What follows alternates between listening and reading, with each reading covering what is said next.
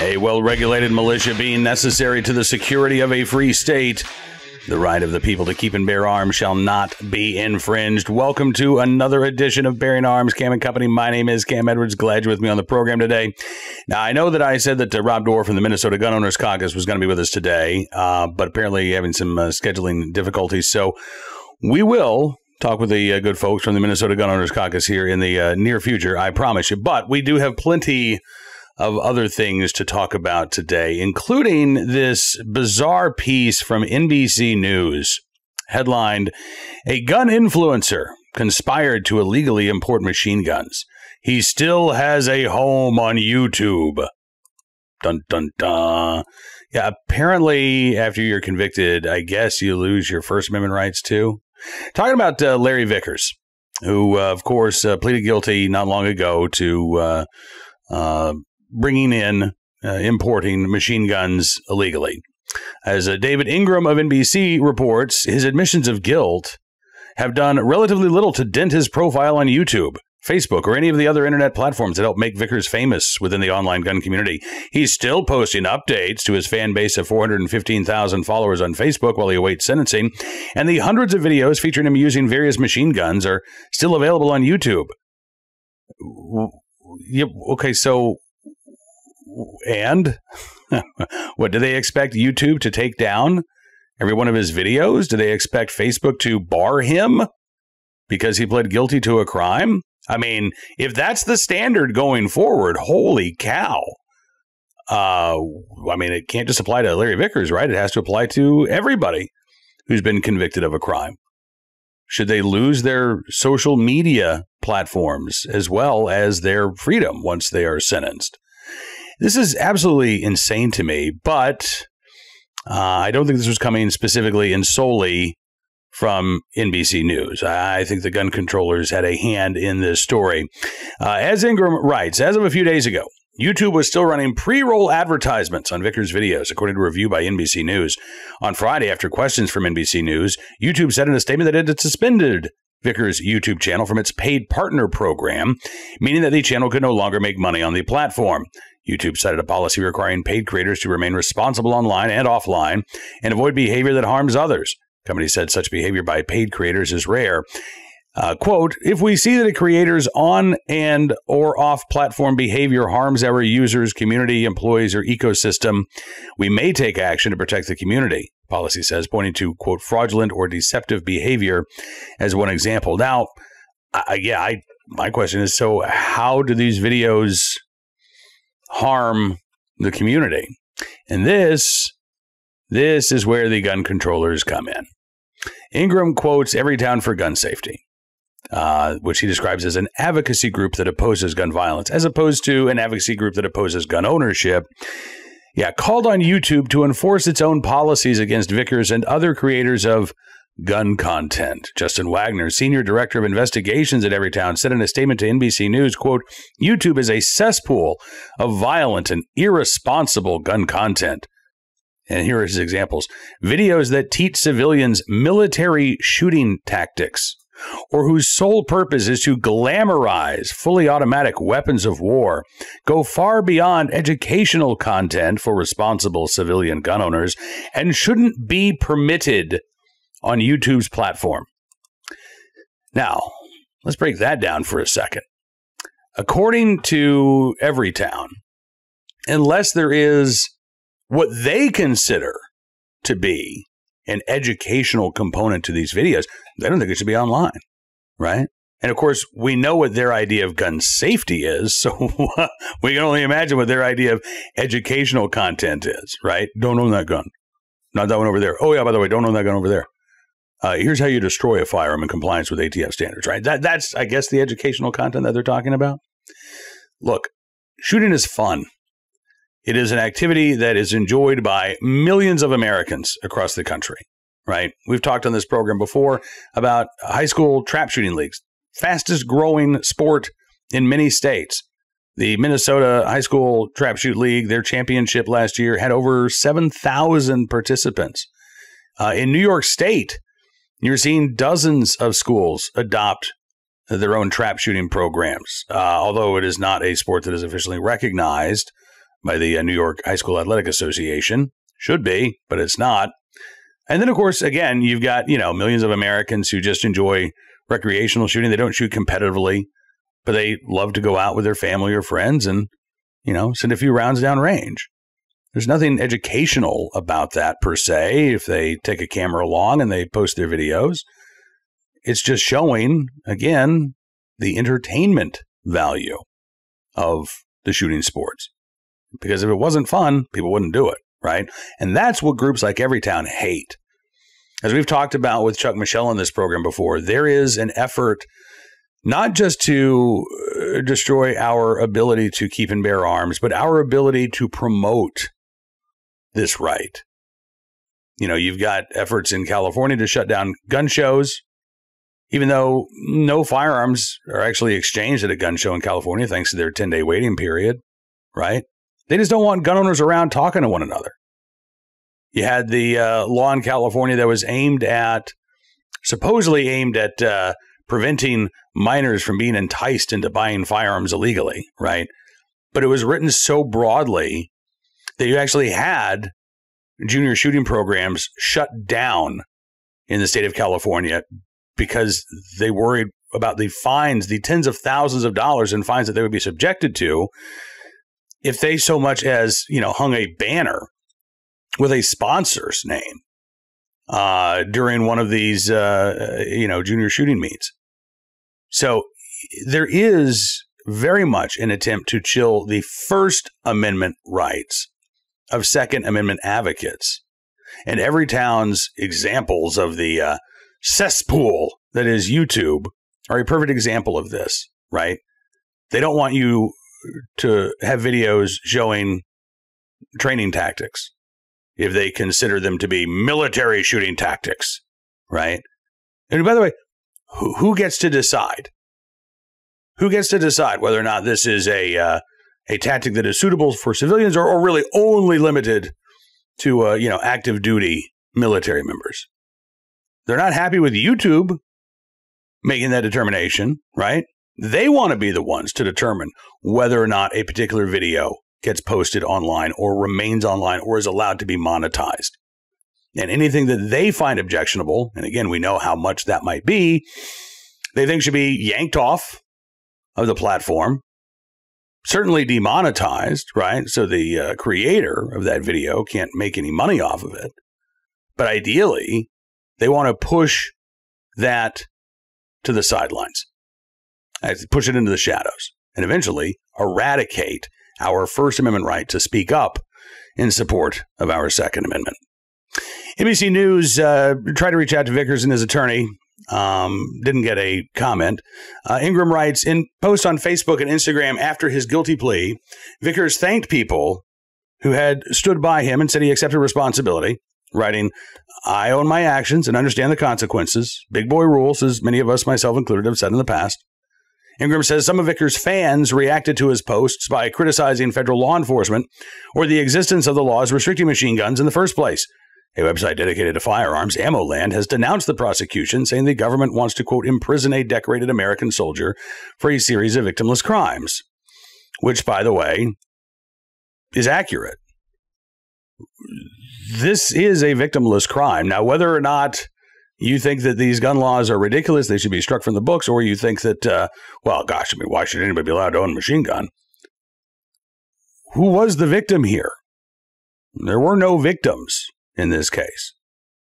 Vickers pled guilty again to illegally importing machine guns, a violation of federal law, but one that, again, is, in fact, a victimless crime. So I don't know why NBC News is taking such umbrage at AmmoLand's assertion when, in fact, it's exactly what this prosecution is. Again, I can't help but think that NBC News was carrying Everytown's water for this story, not only because of the extensive quote offered, but the entire viewpoint. If they're not carrying Everytown's water, well, then they reach the same anti-gun conclusions as the anti-gunners at Everytown, all on their own. And frankly, that might even be more troubling. Now, let's turn our attention to today's armed citizen story, our good deed of the day, and our recidivist report. We will start there with a case out of Salt Lake City, Utah, where a suspect in a sexual assault, as it turns out, could have been behind bars when that sexual assault was committed if he had not gotten leniency on a previous violation. This from KUTV in Salt Lake City. 41-year-old Marcos Reyes, charged with attempted rape, forcible sex abuse, and resisting arrest after officers pulled him off of a woman that he was attacking on Main Street in Salt Lake City in early February. Channel 2 reports an investigation into his past criminal offenses shows he might have been in jail right now for violating the terms of his probation on a past sex offense if a judge had not given him a lighter sentence. Now, in this most recent incident, Reyes is accused of attacking and forcing a woman to the ground on February the 8th, downtown Salt Lake City, pulling her pants down and brutally assaulting her. Court documents also show that Reyes was convicted of sexual battery in June of 2021, after police said Reyes shoved his groin into a woman who was shopping at a Target in Salt Lake City. Third Circuit Court Judge Diana Gibson was the judge in charge of that prior case. She gave him leniency, first by lowering his 365-day jail sentence to just over 4 months, giving him credit for time served, and then granting him 24 months probation. Chris Bertram is a former deputy police chief, says prisons have less beds than they did because we want judges in the criminal justice system to be kinder and gentler, right? So low-grade offenders like Reyes often, again, get that slap on the wrist. They're sent on their way. But again, the stick comes with violating the probation, right? So we're going to give you a break on the front end.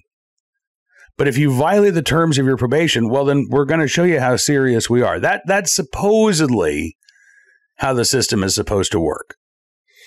As Channel 2 reports, Reyes violated his probation within 2 days of his sentence by absconding.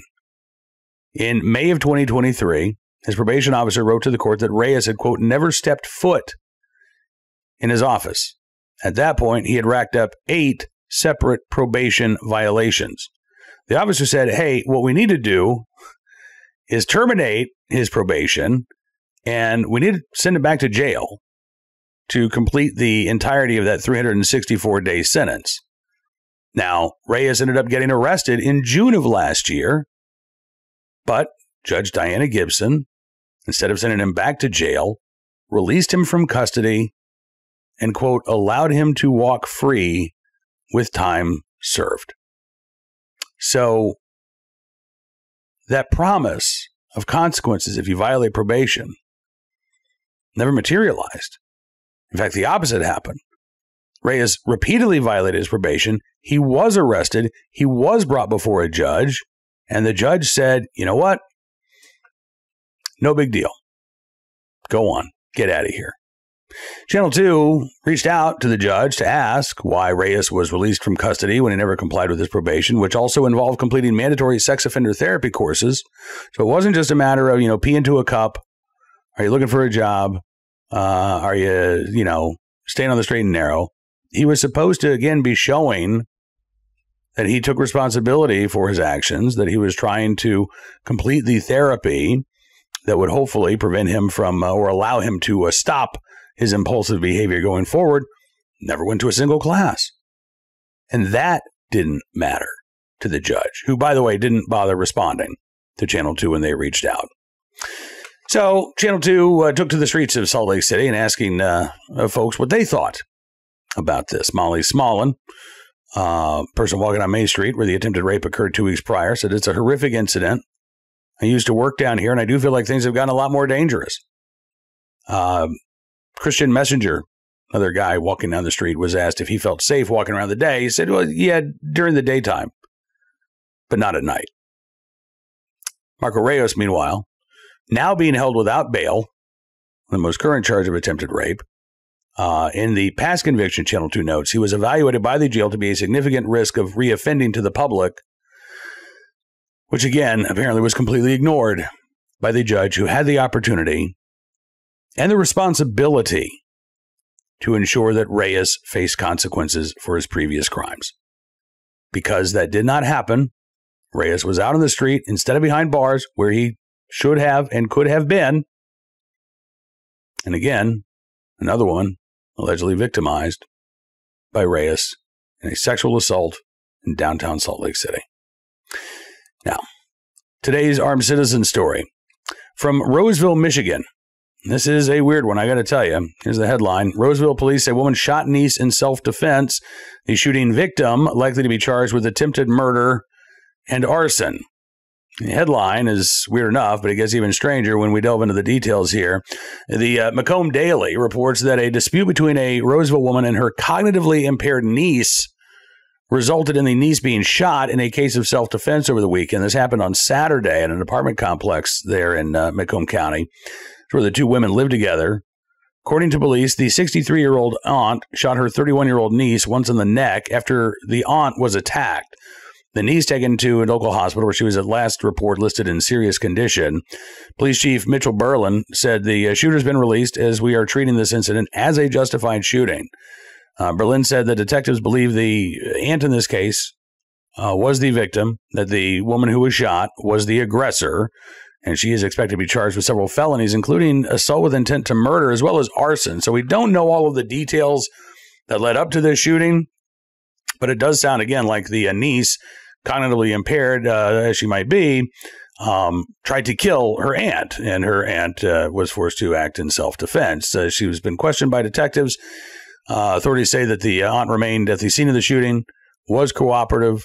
The suspect, meanwhile, being held under police guard at an area hospital. Again, not a lot of details here. Some pretty key questions left unanswered at this point. We'll see if more information emerges. But a very, very strange situation that, again, sounds like very easily could have led to the loss of an innocent person's life. Not the circumstances. Listen, there's never a good time for your life to be in danger, right? Doesn't make it any better if it's a stranger as opposed to a family member. But when your life is threatened and your life is on the line, you do have the right to self-defense. Even again, if it is a family member who is trying to kill you. Finally today, our good deed of the day, in the right place, at the right time, willing and able to do the right thing, is willing to do the right thing. 3 teens in Ohio who saved a man who had fallen and had been stuck in his home for 3 days at that point. Here is the gentleman in question, along with his 8th grade heroes, Cale Kramer, Leland Newmeyer, and Cooper Tegmeyer. This was back on January 19th. There was a snowstorm in the Butler, Ohio area, and Kramer, Newmeyer, and Tegmeyer were going door to door, knocking on doors saying, "Hey, can we shovel the snow off your driveway?" I didn't realize that kids still did that. I think it's fantastic. So they got to a house owned by a guy named Butch Stringer. They knocked on the door. They realized it was open. The TV was on, but nobody answered. So Leland Newmeyer looked inside, and he saw Butch Stringer laying there on the ground, very weakly calling out for help at that point. So the 3 teens rushed inside, learned that Stringer had fallen and had hurt himself. When they couldn't get him up on their own, they called 911. They gave him some water. He was dehydrated. The boys later learned that Stringer had fallen 3 days before they found him, and he had been laying there ever since. Officials with the Arcanum Butler local school said this act of awareness and service, simply put, saved Mr. Stringer's life. Butch Stringer released from the hospital, and he and the boys reunited this week. School officials wrote, his story of survival and the assistance that the boys provided is a heroic act that will forever be remembered by everyone involved. We could not be more proud of these 3 young men. So again, in the right place, at the right time, willing and able to do the right thing, while just trying to make a couple of bucks for spending money. Cale Kramer, Leland Newmeyer, Cooper Tegmeyer, we thank you. And I know that Butch Stringer thanks you for your very, very good deed. All right. That is about all the time we've got for you on this edition of Bearing Arms, Cam & Company. I do want to encourage you, however, Check out BarryandArms.com throughout the day. We're keeping you up to date on all of the latest Second Amendment news and information from all across the nation. You know, state houses, most states have their legislative sessions underway. We are watching what's going on in Louisiana. There's actually a special session taking place this week on public safety. It looks like this is going to be the session where they move constitutional carry. And fingers crossed that we don't have a situation like what has happened in South Carolina, where you've got competing bills and disagreements between the House and the Senate that could end up putting a kibosh on the whole thing. Right now, that does not appear to be the case. Senator Blake Miguez is running the Senate version of constitutional carry. Representative Danny McCormick is running the House version. Governor Jeff Landry has already said that he is in support of constitutional carry. So it should be smooth sailing in Louisiana, but you never know. But we are definitely paying attention to what's going on in Louisiana in terms of that good bill. We're also watching bad bills in places like Minnesota, where hopefully we'll be able to talk with the folks from the Minnesota Gun Owners Caucus about semi-auto bans and more in the days ahead. And yeah, we are still keeping our eyes on the courts too. Not only do we have these cert petition requests pending before the Supreme Court regarding Illinois' ban on so-called Sullivan's and Maryland's quote-unquote Sullivan ban case, Bianchi versus Brown. But, the lower courts are considering Second Amendment cases every day. Some of these are challenges brought by Second Amendment groups. Some of these are challenges brought by public defenders who are representing their clients. But the courts are extremely active right now in terms of Second Amendment litigation.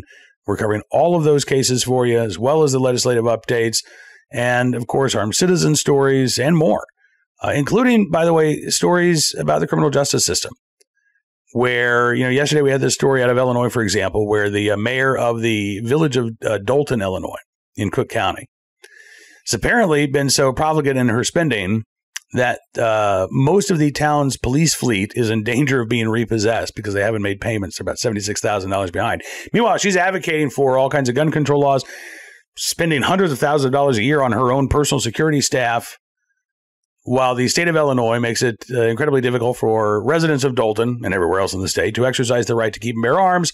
And now apparently they can't even rely on the police to protect them. Not as individuals, because we know that the police don't have an obligation to protect us as individuals, but it sounds like they're being hindered in terms of even being able to protect and serve the community at large.